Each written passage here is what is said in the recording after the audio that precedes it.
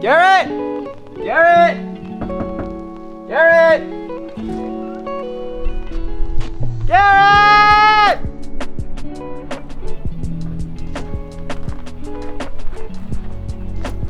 Garrett! Garrett? Alright guys, so as you can see, Garrett is not here. I looked everywhere for him. But he actually came back for about a week and a half to kind of help me out with some projects, finish up some stuff that he had here in Colorado. But he officially moved to Maryland, I think about 2 months ago. He's not coming back at this point, unless I fly him out for specific instances. He's essentially looking for a job out there right now, and just kind of getting there, everything situated with him and his family. So kind of a bummer. I wish we were able to do something with him full time. I know that he would have been a huge asset to the team. And then obviously since he was here, I mean, it's just crazy the stuff that he's able to do in a short amount of time, and especially his brain. He just does a bunch of stuff. So it is up to me now. We got a lot of work. Let's get to work.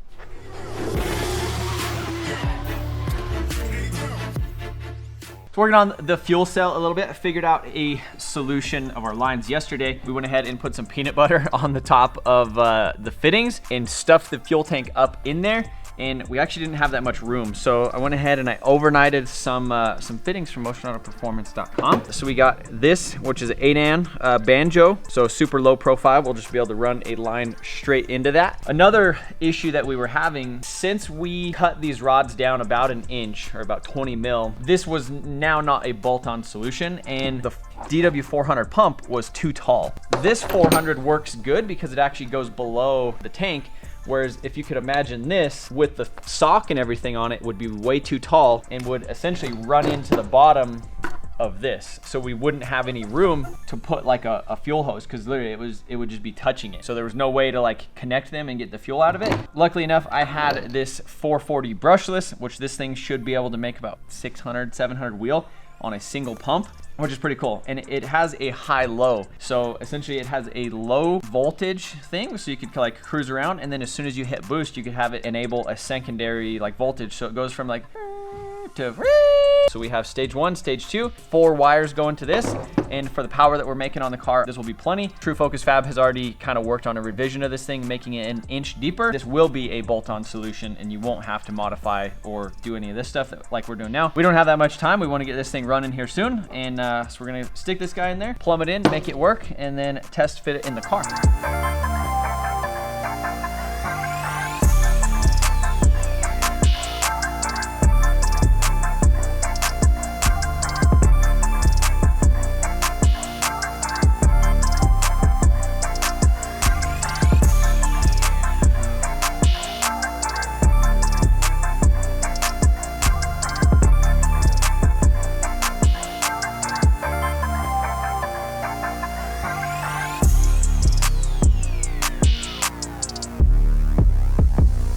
All right, so we got this thing ready to go in. You can see we got the banjo fittings on the top. A lot of what I had to do was just wire everything in here. So we got the DW400 wired and plumbed. So basically this is the lift pump. It feeds the bottom of the surge tank. From there, we actually have the DW440 brushless that actually goes up here in the top of the fuel hat, and then that actually feeds to the engine. So we have an 8AN feed all the way to the front. We will have a 6AN return, and that return actually returns into this hose right here, and that actually still goes to the top of the surge tank. And then the top of the surge tank actually has a bunch of holes in it. Any of the excess fuel just essentially spews out inside of the tank. That way, you know, when you're making power, when you're on track, everything that's going to the engine essentially gets back in the surge tank. So where, let's say you're running out of fuel or you're going around the road course or something like that, you never run out of fuel. It's pretty much ready to bolt back in there and then not come out. So now that the pump is kind of sitting where it needs to go, obviously I need to bolt it in, but the next thing that we need to hook up is this brushless controller. Like I was saying earlier, this thing has a high and a low. On the low side, when it's running on just basically the positive and negative, it's like a 255 pump. When you enable this with the ECU, it essentially goes to a high, and so it's like, and then so all we got to do is enable that with the ECU like a secondary fuel pump, and then it gives, I think it just gives it an extra juice of power. So I have this labeled right here, so I'm going to run these wires over here. I think I might like tape this up right here, so I should be able to get to all my wiring, run all the wiring through the car, basically get everything right here, so that way we just stick this tank up in there and then we go from there.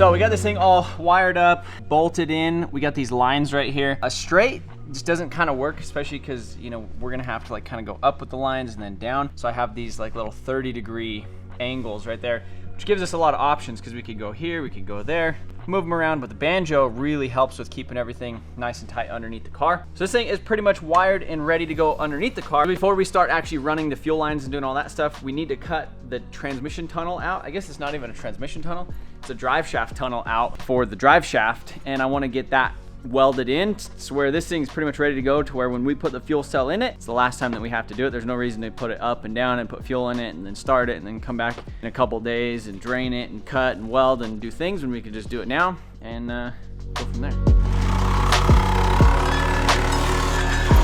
Wow, that was quick. How does that look? Well, see, it's dual layer. Oh, it's dual layer.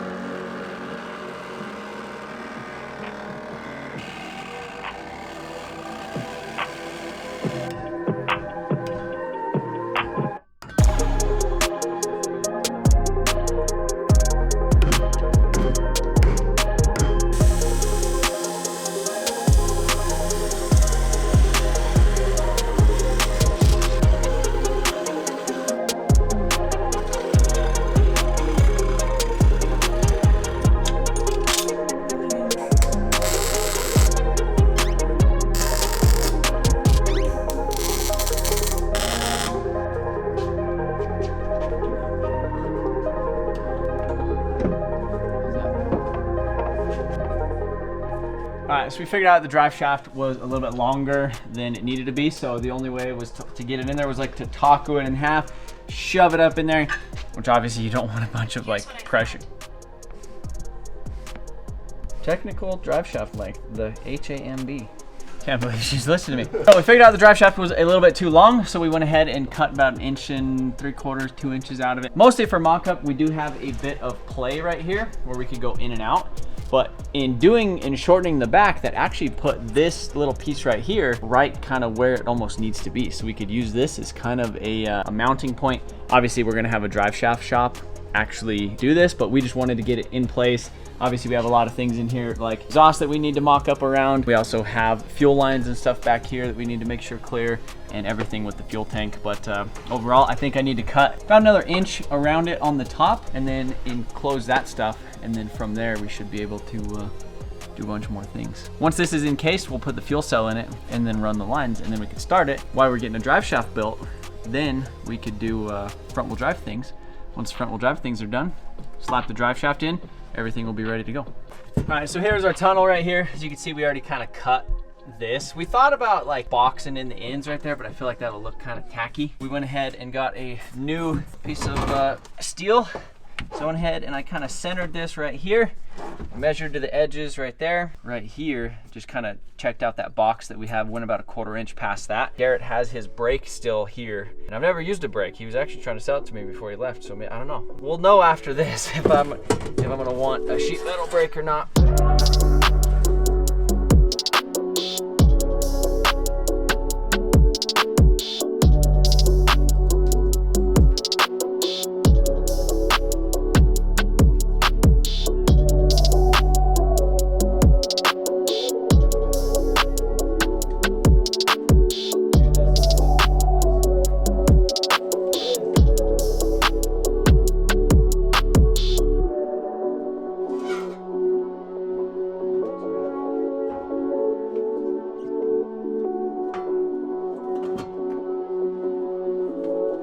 Look at that.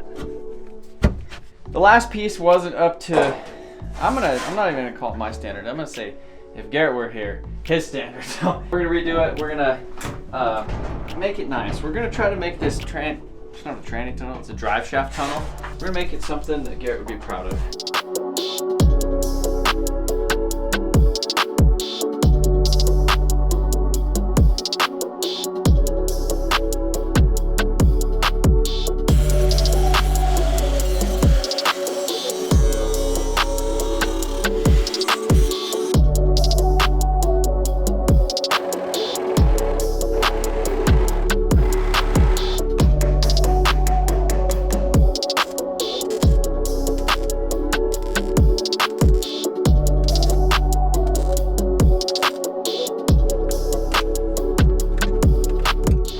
so the drive shaft tunnel is pretty close to being done. Obviously everything fits nice in here now because that's what we did. I want to enclose this little section right here. Look at that. Unless we want a place to put our hands underneath the car, right? You can toss some tools in there. Little storage place. Yeah, maybe we could store a couple things right there. Have you ever had like an old Honda, like 4-wheeler or ATC? They have like a little pouch with tools. That's what we could do, is we could just take a little pouch with tools. In times of need. Then we could jack up the car on the side of the road, lay underneath there, stick our hand in there, try to fish it out. It'll probably end up being over here. Then we'll have some tools, and then we can hopefully fix ourselves and get us back on the road. We're doing great. Everything's looking pretty good. We're gonna put some seam sealer on that and get that all sealed up. We have another project, a secret project on the other side of the shop that needs some seam sealer right now. So we're gonna wait till we do that. The next process of this whole thing is actually welding in this bar. So with the all-wheel drive stuff in the back, it's a little bit simpler for an RSX to go all-wheel drive than it is to do a Civic. So a Civic, you have to have the whole rear trailing arm, and you have to have it like cut and welded, which Hub Study offers as well, which is exactly the stuff that we've had on the yellow Civic for a couple years now. On RSX, it's a little bit simpler. You could either use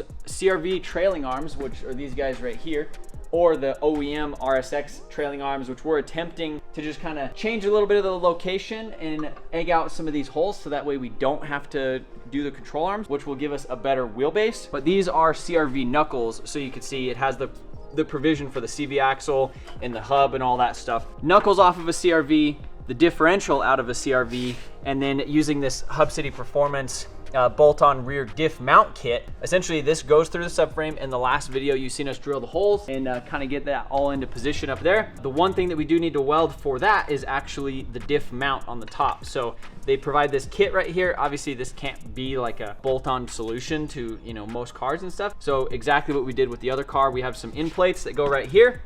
We need to trim a couple little things, kind of fit this up in the car, get those plates welded to the car, get this welded to the diff. Once we're done with that, we can pretty much bolt all this stuff in. One other thing is that we have to do some extra stuff with the drive shaft. So with our drive shaft, you've seen us kind of cut and weld it. We didn't fully weld it or do anything like that. The joints on these drive shafts aren't actually serviceable at all, and the front one is kind of wobbly and doing a bunch of other things. With the factory CRV differential, how those work is it's kind of like it's like a pump. So when the front wheels start spinning, then it like heats up, or there's like a little pump in there and it does some bypass valve, and then it applies pressure with a clutch to the rear wheels. So like it needs to be spinning, gets hot, now we have power. We don't want that. We want this thing to have power pretty much all the time. So I already ordered a clutch pack, like basically plates that you stick in there and it just locks the clutches. So it's like a normal diff. The gear ratios are different between the rear differential and the front differential. Technically, I think they're a little bit overdriven. But on my yellow car, we have a Wagovan viscous coupler, which those things are really expensive right now. I think a viscous coupler is like $1,500 and a rear differential is like $1,500 to $2,500. But what we have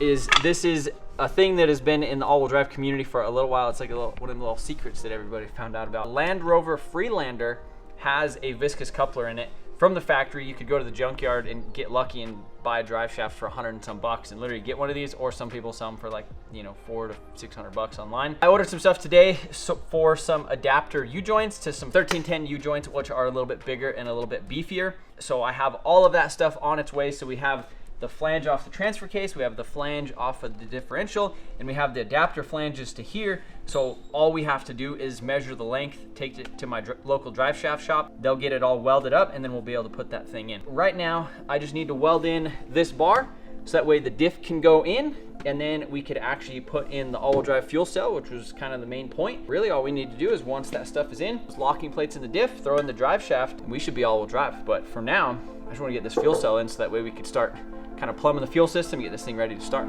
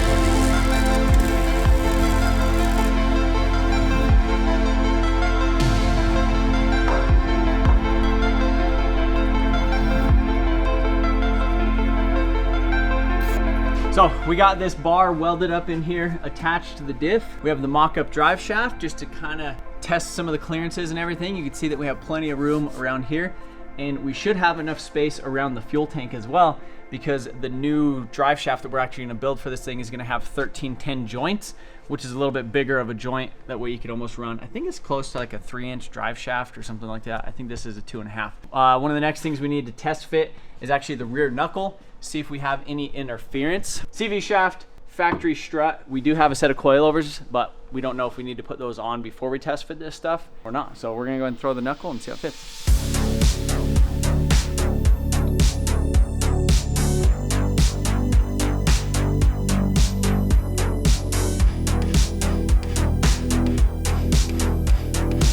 All right, so everything looks good back here. The angles of things are a little bit different, and it is towed out quite a bit.